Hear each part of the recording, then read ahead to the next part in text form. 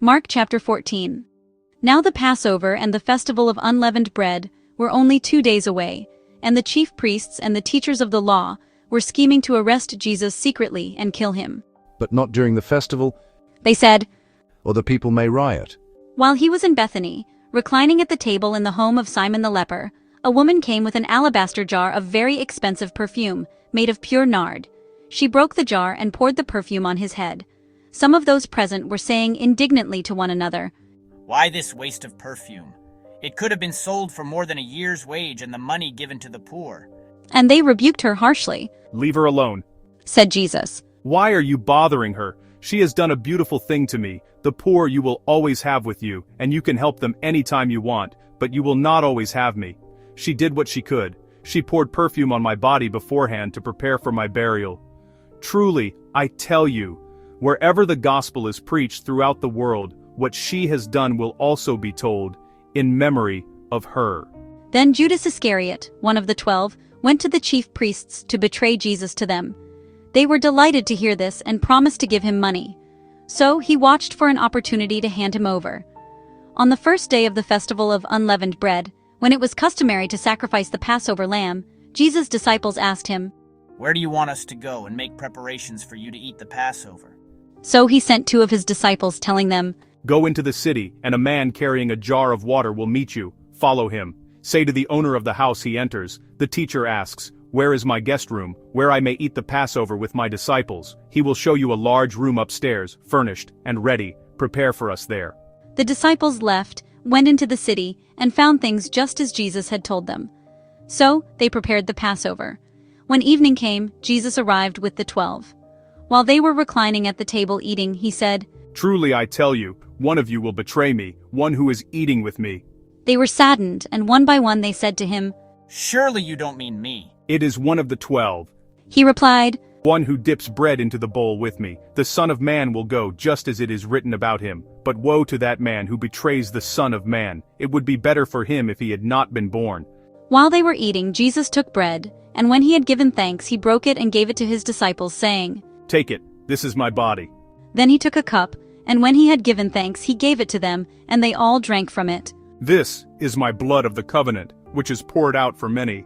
He said to them, Truly I tell you, I will not drink again from the fruit of the vine until that day when I drink it new in the kingdom of God." When they had sung a hymn, they went out to the Mount of Olives. "You will all fall away.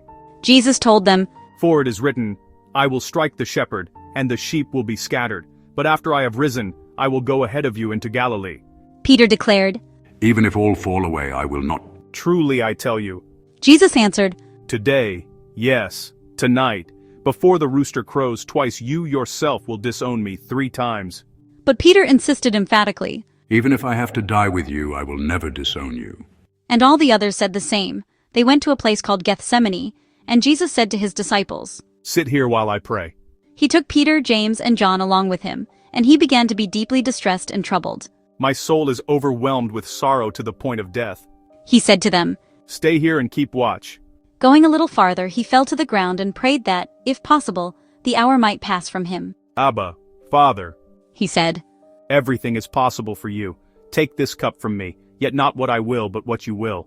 Then he returned to his disciples and found them sleeping. He said to Peter, Simon, are you asleep? Couldn't you keep watch for 1 hour? Watch and pray so that you will not fall into temptation. The spirit is willing, but the flesh is weak. Once more he went away and prayed the same thing. When he came back, he again found them sleeping, because their eyes were heavy. They did not know what to say to him.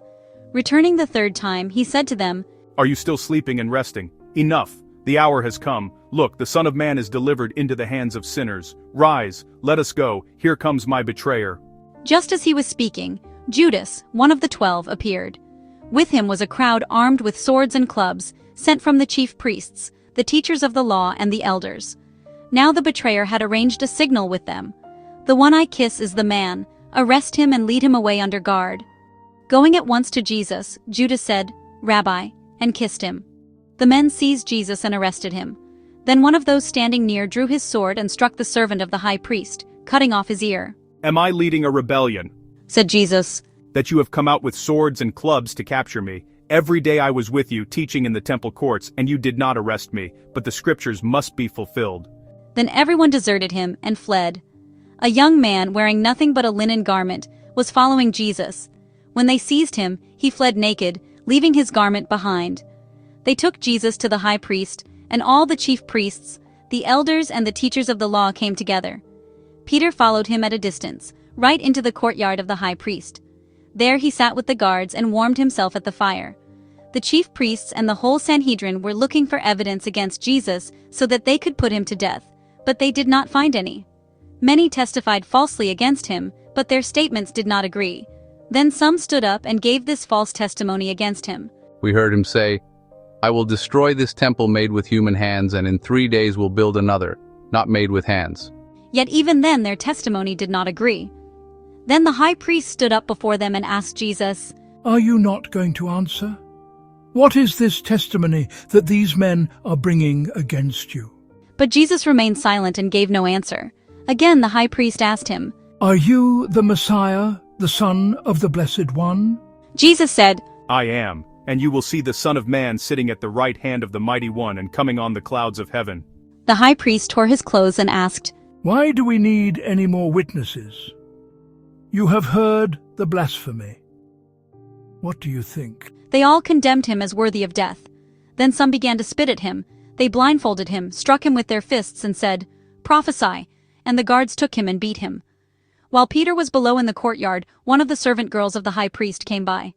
When she saw Peter warming himself, she looked closely at him. "You also were with that Nazarene Jesus?" she said, but he denied it. I don't know or understand what you're talking about. He said, and went out into the entryway. When the servant girl saw him there, she said again to those standing around, "This fellow is one of them." Again he denied it.